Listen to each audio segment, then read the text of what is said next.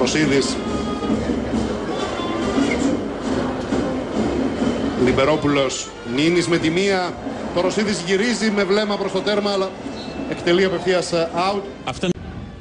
Κατσουράνης, ωραία πάσα, περνάει, Σαλπικίδης, η έξοδος του Χάμπερ αυτή είναι.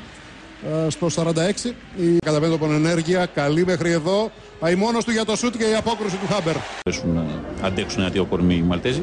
Σε τρασού του Νίνη, κεφαλιά δοκάρι από τα Βέλλας. Μια τρίτη ευκαιρία που μας έδωσαν εδώ στην ίδια επίθεση οι Μαλτέζοι και παραλίγο να το πληρώσουν, αλλά χάρη στον τερματοφύλακά τους που καθαρίζει την κεφαλιά του Λιμπερόπουλου, τον Τζάπουλου. Όχι, νομίζω ότι εντύπωση την υπερβολική αποβολή. Κίτρινη κάρτα είναι. Καθαρό φάουλ κίτρινης κάρτας είναι αυτό. Προφανής ευκαιρία για γκολ δεν τίθεται σε αυτό το. Τα μαρκαρίσματα, αλλά τέτοια ώρα είναι λίγο δύσκολο αυτό να συμβεί. Ο Καραγκούνης. Σκαστό σούτ από τον Μήτρογλου. Γκολ από την ελληνική ομάδα. 0-1 με τον Τωροσίδη.